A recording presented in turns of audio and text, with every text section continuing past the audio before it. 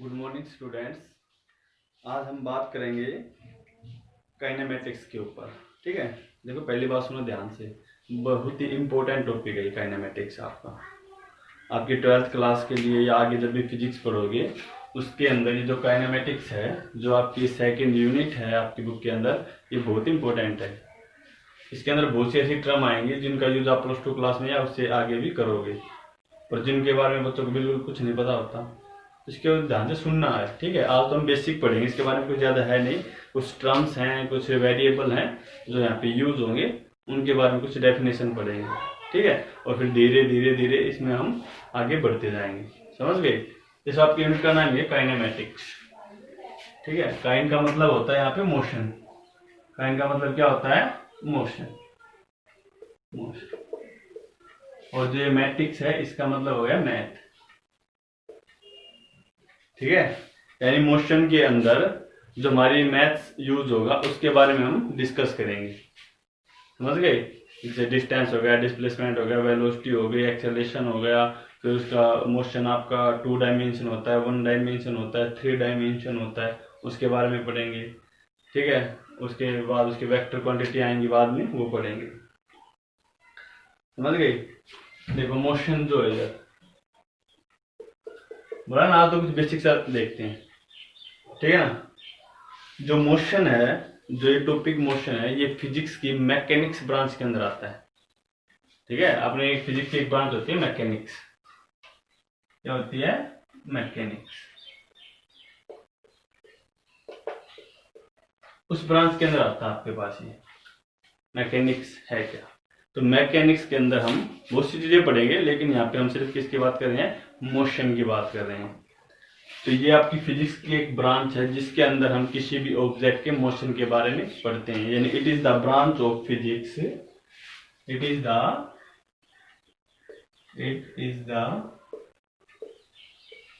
Branch of physics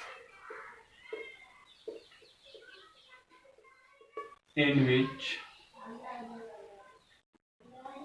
we study about motion of any object.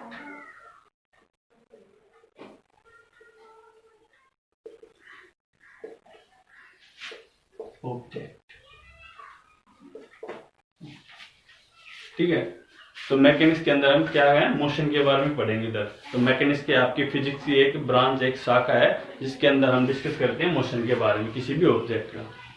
ठीक है, motion आपके पास rest हो सकता है और मोशन में दो अलग अलग वर्ड है, समझना, डिफरेंस समझना इसके बारे में। इसके अंदर जो मैकेनिक्स है, हम 2 पार्ट्स में इसको क्लासिफाइड कर सकते हैं। 2 पार्ट्स के अंदर क्या कर सकते हैं? इसको हम क्लासिफाइड कर सकते हैं। ठीक है, जैसे आपके पास एक होता है रेस्ट और एक होता है motion, static.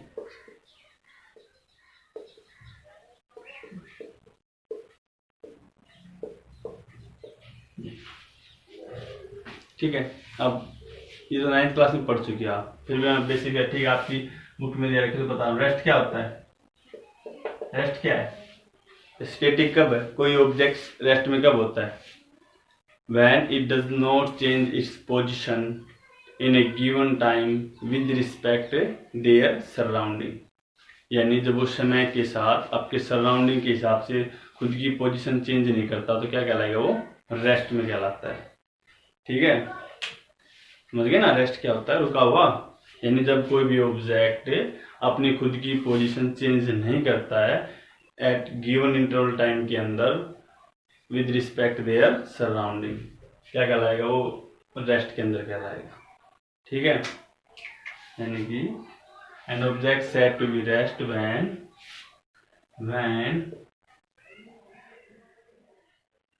The object does not change its position position in given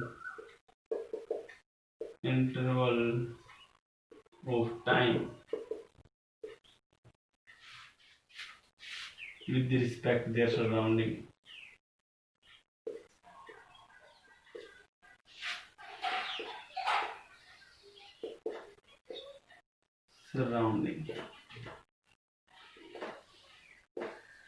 क्या कहलाता है? रेस्ट पे कहलाता है।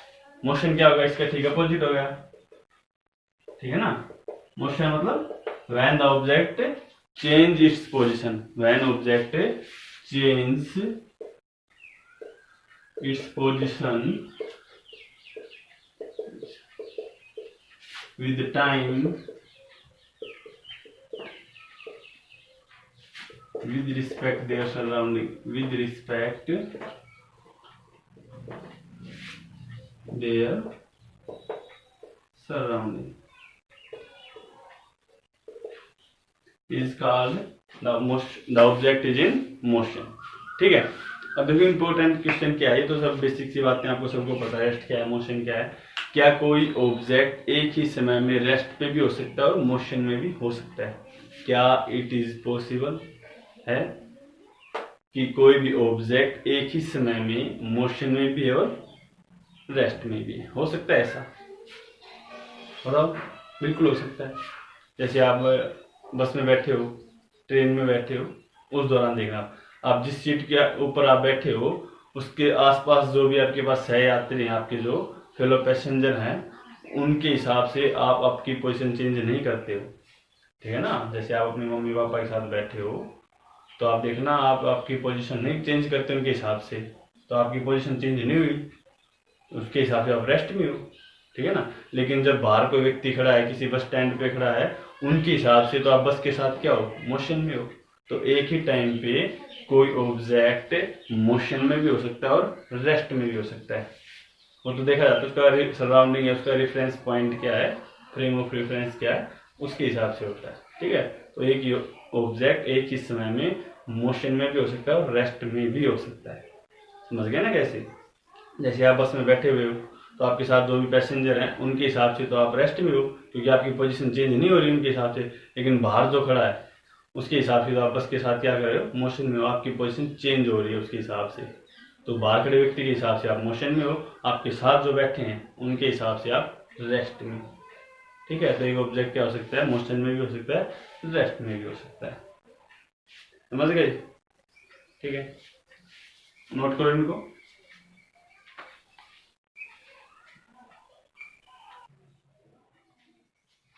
ठीक है, नोट कर लिया। आगे देखो, और आपको कुछ वेरिएबल मिलेंगे जैसे kinematics.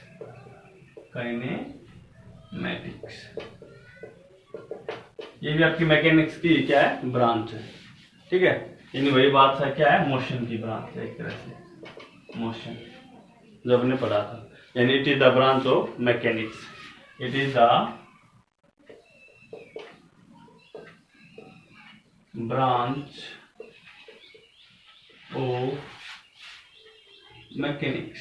branch of mechanics, in which we study about motion, in which we study about motion of any object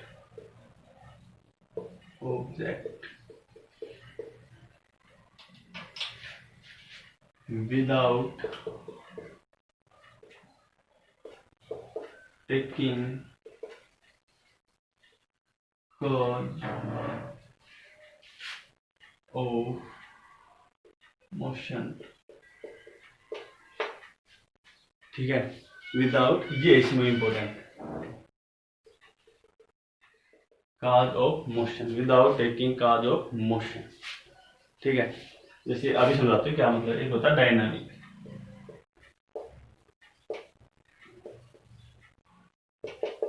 ये भी मोशन होता है, इसका मतलब क्या है? मोशन ही होता है। जैसे स्टैटिक का मतलब क्या था? रेस्ट। तो डायनामिक का मतलब भी क्या होता है? एक तरह से मोशन। स्टैटिक का मतलब क्या था? रेस्ट। तो डायनेमिक भी मोशन है, ये काइनेमेटिक्स भी क्या है, मोशन है। फिर दोनों में फर्क क्या है, ठीक है, दोनों फर्क क्या है, एक में होता है without taking causes of motion, यानी आपके इसके अंदर जो मोशन है किसी भी ऑब्जेक्ट के अंदर, यहाँ पे जो मोशन है इस ऑब्जेक्ट के अंदर, उसका काज कुछ होने का मतलब नहीं है, उसमें किस नेचर का फोर्स लग रहा है, ठीक है, उसके अंदर क्या उसके अंदर फोर्स है, क्या नेचर उसकी, मटेरियल कौन सा है ऑब्जेक्ट का, कोई मतलब नहीं है। लेकिन डायनेमिक में क्या होता है, ये ठीक हो गया, it is a branch of mechanics in which we study about motion of any object with taking account of causes of motion, यानी यहाँ पे हम किस नेचर का फोर्स है, किस नेचर का मटेरियल है, सब कुछ होता है, ठीक है ना। अंतर देखो दोनों में, काइनेमेट जो है काइनेमेटिक्स, उसके अंदर हम मोशन के बारे में पढ़ते हैं, लेकिन वो मोशन किस कारण से है मोशन, उसके बारे में कोई मतलब नहीं है, ठीक है, उसका काज क्या है, उस मोशन का, उस ऑब्जेक्ट के अंदर जो मोशन आया हुआ है वो किस कारण आया है, उससे कोई लेना देना नहीं है। जबकि डायनेमिक क्या होता है, it is a branch of mechanics in which we study about motion of an object. वहां पे जो मोशन है, यहाँ पे जो मोशन है, उसके अंदर किसी भी ऑब्जेक्ट में वो किस कारण से ये भी लेना पड़ता है, हम उसका काज बताना पड़ता है कि कौन सा फोर्स है, क्या नेचर है, क्या मटेरियल है, क्या उसके अंदर सरफेस वगैरह, सब कुछ इसमें होता है, ठीक है। तो काइनेमेटिक मोशन के बारे में और डायनेमिक मोशन में डिफरेंस पता चल गया। काइनेमेटिक मोशन के अंदर हम काज ऑफ मोशन का कोई लेना देना नहीं होता, किस कारण से मोशन है कोई मतलब नहीं है। डायनेमिक में हमें काज लेना पड़ता है, काज का पता होना चाहिए कि इसके अंदर जो मोशन ऑब्जेक्ट है वो किस कारण है, उसकी नेचर क्या है, ठीक है, समझ गए, कोई दिक्कत नहीं है। और देखो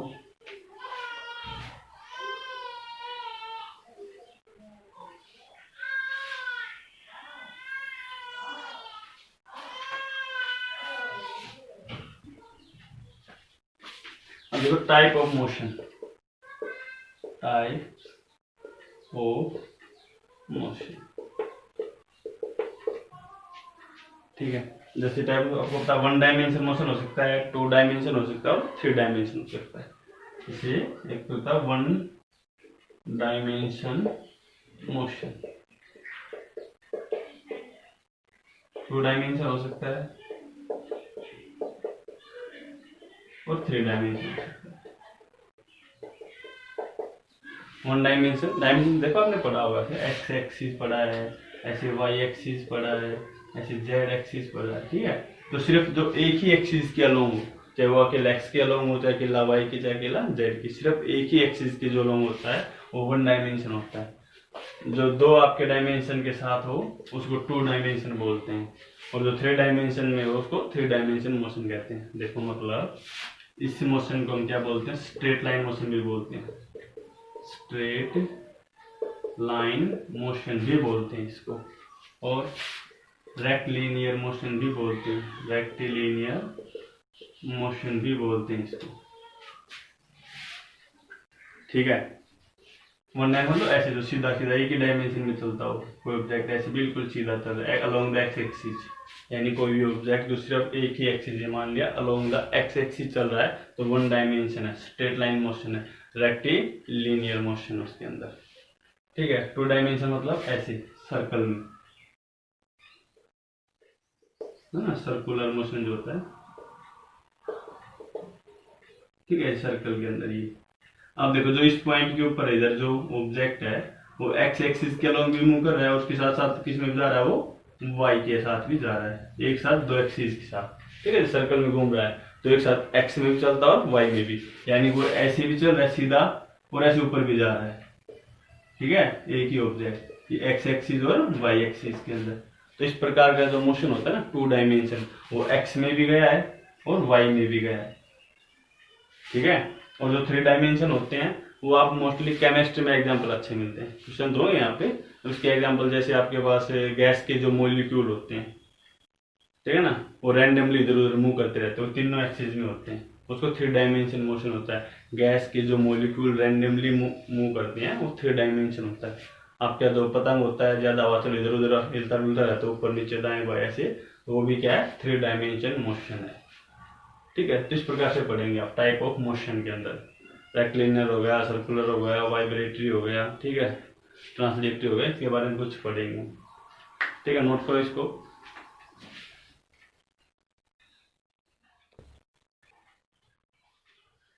ठीक है, तो हम क्या पढ़ेंगे अब? Types of motion. उससे पहले एक चीज पढ़ते हैं।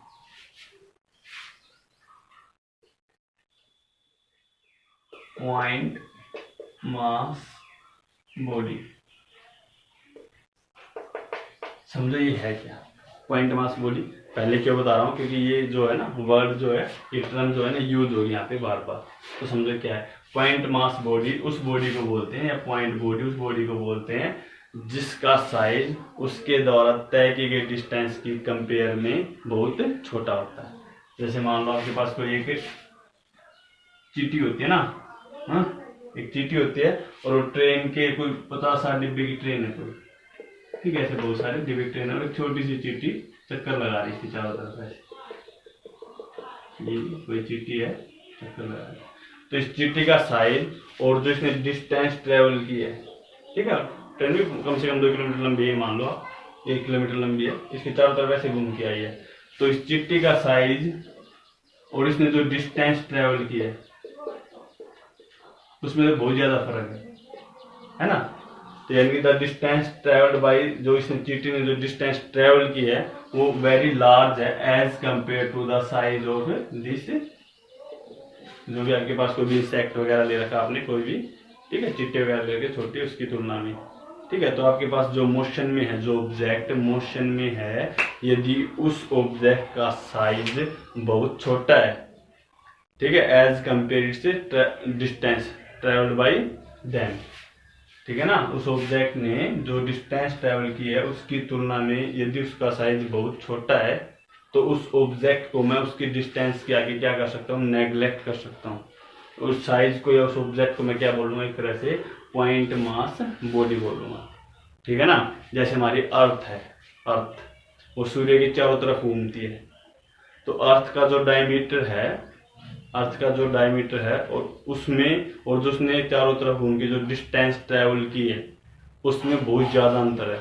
तो जो अर्थ जो है उस डिस्टेंस के द्वारा जब हम मोशन में या उस मैथमेटिकली कैलकुलेशन करेंगे तो उस दौरान मैं अर्थ को क्या ले सकता हूँ? एक तरह से पॉइंट, मास, बॉडी ले सकता हूँ, ठीक है ना। क्योंकि मैथमेटिकल टूल करते वक्त मैं ऐसी किसी भी ऑब्जेक्ट को नेग्लेक्ट कर सकता हूँ उसके साइज को, यदि उसने जो डिस्टेंस जो है वो बहुत ज्यादा तय की है as compare to its size. समझ गए? उसको बोलते हैं पॉइंट, मास, बॉडी। यानी किसी वस्तु का बहुत छोटा साइज हो लेकिन उसने डिस्टेंस बहुत ज्यादा ट्रेवल की। जैसे आपकी कार ही मान लो आप, ठीक है ना, आपकी जो कार है वो यहाँ से हरिद्वार गई, आने जाने में जब हम उसको पॉइंट लेंगे हम कार को, तो हम उसको पॉइंट, मास, बॉडी मान सकते हैं, क्योंकि उसने जो डिस्टेंस ट्रेवल की है उसकी तुलना में उस कार का जो साइज है बहुत छोटा है, तो उसको हम क्या मान सकते हैं? Point, mass, body. और कोई मैथमेटिक कैलकुलेशन करते वक्त अगर हमें उस ऑब्जेक्ट की आवश्यकता नहीं है, ठीक है ना, डिस्टेंस में आवश्यकता नहीं है, तो उसको क्या मान सकता हूँ मैं? 0 मान सकता हूँ, ठीक है, नेग्लेक्ट कर सकता हूँ। देखो यार, समझो छोटी सी बात मैं समझा रही है। मान लीजिए आपकी कार है यहाँ पे और ये यहाँ पे डिस्टेंस ट्रेवल की उसने 300-400 किलोमीटर की, ठीक। जो डिस्टेंस है ना वो यहाँ से और यहाँ तक की है, ठीक है ना। ये डिस्टेंस कितनी है? 300 किलोमीटर है। लेकिन इस 300 किलोमीटर के अंदर चाहे आपकी जो भी है 5-7 फुट की या 10 फुट की जो गाड़ी है वो भी तो है। इस डिस्टेंस के अंदर जो ये खड़ी है इधर गाड़ी, ये भी तो आ गई 300 किलोमीटर के अंदर, ठीक है। तो क्या इसको हम ऐड थोड़ी करते हैं अलग से कि 300 किलोमीटर प्लस में 5-7 2 फुट है, 1-2-4 मीटर है, उसको ऐड थोड़ी करते हैं। उसको क्या पूरा 300 किलोमीटर लिखते हैं। तो इस ऑब्जेक्ट को, इस कार को हम क्या मानते हैं? वहां पे पॉइंट, मास, बॉडी मानते हैं। यानी इसकी जो डिस्टेंस है, जो इसकी जो लंबाई है कार की, उसको हमने क्या कर दिया? नेग्लेक्ट कर दिया। उसको थोड़ी ना ऐड करते हैं कि 1 किलोमीटर और जोड़ो भाई 300 में, ठीक है ना। तो इस प्रकार होता है पॉइंट, मास, बॉडी होता है।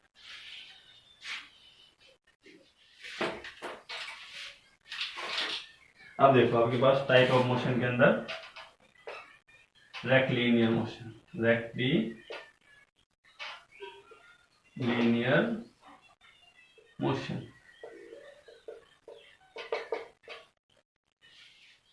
कैसा मोशन यानी स्ट्रेट लाइन मोशन, ठीक है। रेक्टिलिनियर मोशन मतलब एक तरह से स्ट्रेट लाइन मोशन होता है, यानी it is the motion in which A object moves along straight line, ठीक है।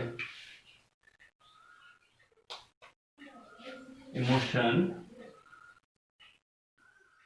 it is that motion in which a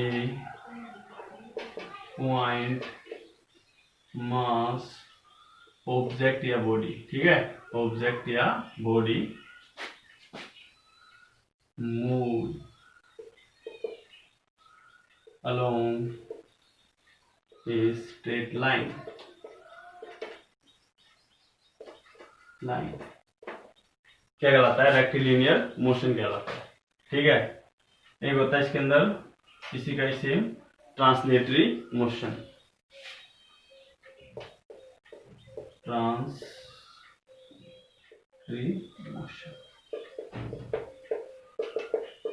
ठीक है। इस मोशन के अंदर क्या होता है, पॉइंट मास ऑब्जेक्ट हो या बॉडी ना हो, कोई वो नहीं है, ठीक है, इसका जरूरी नहीं है।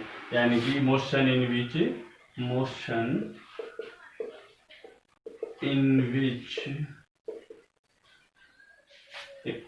Object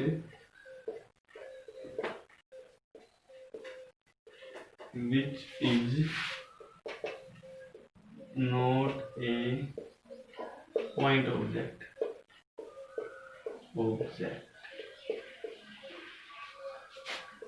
is moving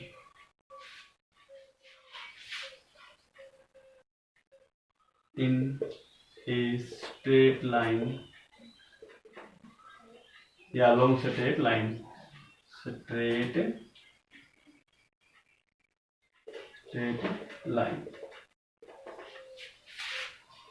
with all its constituent particles simultaneously,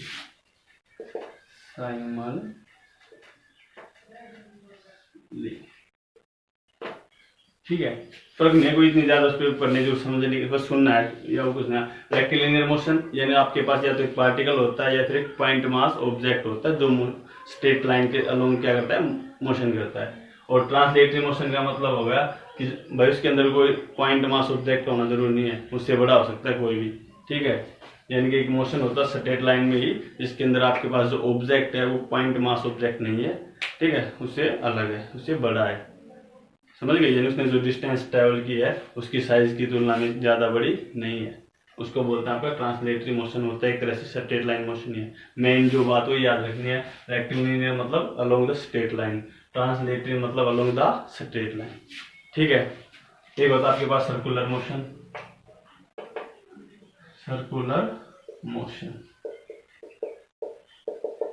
सुनो एक बात ज्यादा है बेसिक का। सर्कुलर मोशन मतलब कि object moving along a circle, ठीक है। A motion in which a point mass body moving along circle,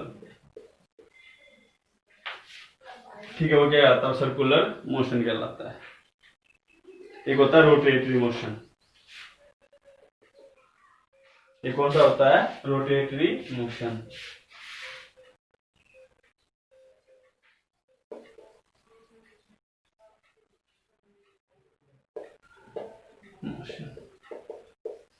ठीक है, सेम ऐसे ही इसमें क्या था आपके पास, पॉइंट मास बॉडी थी, उसके अंदर कोई जरूरी नहीं है, इन विच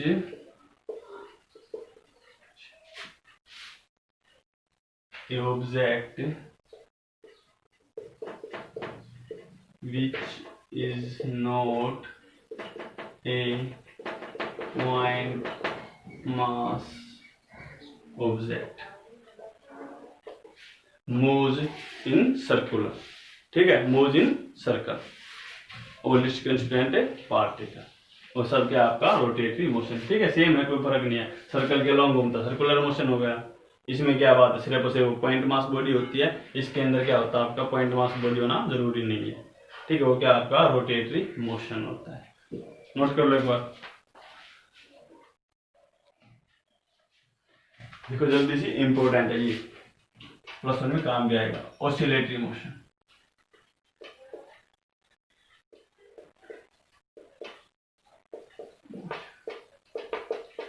ऑसिलेटरी मोशन देखो, is that motion in which object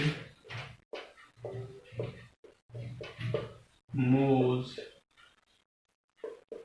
to and fro, यानी कि आगे और पीछे, टू एंड फ्रो, या फिर ये कह लो इसको back and fourth, back and fourth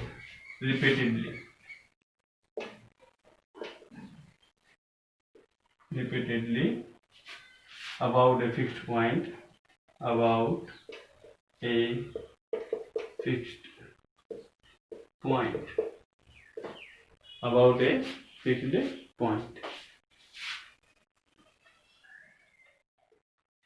in definite interval of time, definite interval of time. ठीक है, समझ रहे ना, जैसे आप झूला झूलते हो या फिर आपने घड़ी में पेंडुलम देखा हो तो ऐसे ऐसे मूव करता है ये टू एंड फोर्थ, ये पेंडुलम। ठीक है, ऐसे ऐसे झूलते हो ये। ठीक है, इस प्रकार का मोशन क्या कहलाता है, ऑसिलेटरी मोशन कहलाता है, आगे और पीछे। ठीक है, अपने आप को रिपीट करता रहता है फिक्स टाइम के अंदर, तो क्या कहलाता है आपका मोशन, ऑसिलेटरी मोशन। और यही मोशन अगर बिल्कुल ऐसे इतना जल्दी जल्दी, जैसे आपका स्प्रिंग होता है ना, ऐसे करके छोड़ते बस थोड़ा बहुत ही, देखो ये जो डिस्टेंस होती है, ये यहाँ से अपने मीन पॉइंट से कितनी ऊपर तक गया, ये इधर मीन पॉइंट से कितनी दूर तक गया, ये जो डिस्टेंस कितनी दूर तक गया, मीन, ये इसकी मेन पोजीशन थी यहाँ पे, ये यहाँ से कितनी ऊपर तक गया, कहाँ कितनी ऊपर तक गया, ये कहलाता है इसका एम्पलीट्यूड, ये कहलाता है इसका एम्पलीट्यूड। ठीक है ना, एम्पलीट्यूड का मतलब मैक्सिमम डिस्टेंस, ये मेन पोजीशन से जो मैक्सिमम डिस्टेंस है ना, वो एम्पलीट्यूड कहलाता है। और यदि आपका एम्पलीट्यूड क्या हो, वेरी स्मॉल हो, एम्पलीट्यूड यदि मेरा वेरी स्मॉल हो, जैसे आपका स्प्रिंग होता है, ठीक है ना, स्प्रिंग भी तो ऐसे हिलता है भाई आगे पीछे, लेकिन बस फर्क इतना हो, दूर तक नहीं जाता, आगे पीछे वो हिलता है, जिसका एम्पलीट्यूड क्या हो, वेरी स्मॉल हो। और इस प्रकार का मोशन आपको क्या कहलाता है, वाइब्रेशन, वाइब्रेटरी मोशन, ठीक है ना। वाइब्रेशन आपने सुना हो, ये वर्ड तो कई बार, वाइब्रेशन हो रहा है इसके अंदर, ये ना जो ऐसे ऐसे हिलता हो, बस उसका एम्पलीट्यूड क्या होता है, बहुत छोटा होता है, एक तरह का क्या होता है, ऑसिलेटरी मोशन ही होता है एक तरह का, लेकिन उसका वाइब्रेटरी मोशन होता है वो, यानी उसका एम्पलीट्यूड क्या होता है, बहुत ही स्मॉल होता है, और डेफिनेट इंटरवल टाइम में अपने आप क्या करता है, रिपीट करता रहता है। ठीक है, दोनों में ऑसिलेशन और वाइब्रेशन मोशन के अंदर आपने क्या फर्क है, ऑसिलेटरी मोशन के अंदर आपका एम्पलीट्यूड ज्यादा होता है और वाइब्रेटरी मोशन के अंदर एम्पलीट्यूड बहुत छोटा होता है। ठीक है।